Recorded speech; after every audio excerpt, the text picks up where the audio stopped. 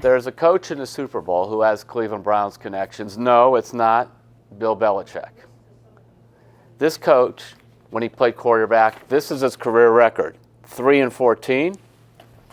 And in the year 2000, he played for the Browns, and that was his record, 1-7.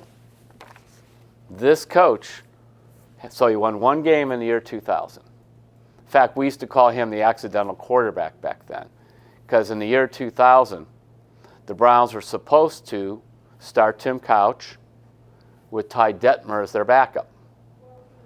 But what happened is in training camp that year, Ty Detmer blew his Achilles. And Couch was playing. He played, I think, the first 8 games.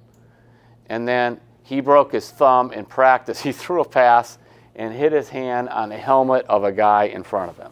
It wasn't, remember, practice, they don't even tackle the quarterbacks. Broken thumb, needed surgery, he's done. So they bring in Doug-Pederson. Yes, the same Doug-Pederson who is coaching the Philadelphia Eagles in the Super Bowl. And Doug, like I said, was 1-7. In fact, I look at his stats for those 8 games. He threw 2 touchdowns in the 8 games compared to 8 interceptions. He won 1 game that year. He beat New England 19-11. The coach of the Patriots, yeah, Bill Belichick. Now, I would not go real far with this one and say, boy, just bet the Eagles. But it also shows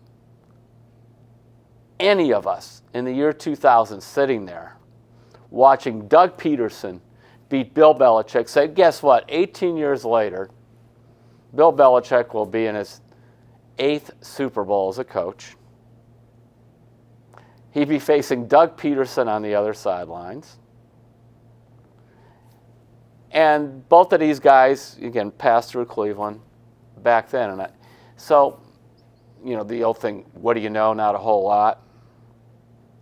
And Pederson, by the way, this is his 2nd year as a head coach with Philadelphia. And, you know, he was the guy that helped develop Carson-Wentz.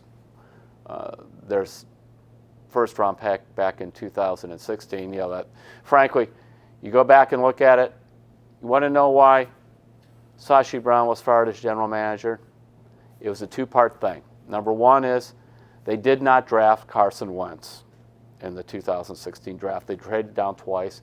And number 2, the player they did take in the first round, Corey Coleman, has been a flop. But a lot of people who know a lot more about football than I do say Doug-Pederson is a terrific quarterback coach. He helped develop Carson-Wentz. And then when Carson-Wentz had a major knee injury this year, he brought in Nick Foles, his backup quarterback, kind of a journeyman, bounced from team to team. And he's found a way to get Nick Foles into the Super Bowl against Bill Belichick. I'm not saying this is going to be a repeat of the year 2000, but I kind of think about it and I say, you know what, don't underestimate Doug-Pederson.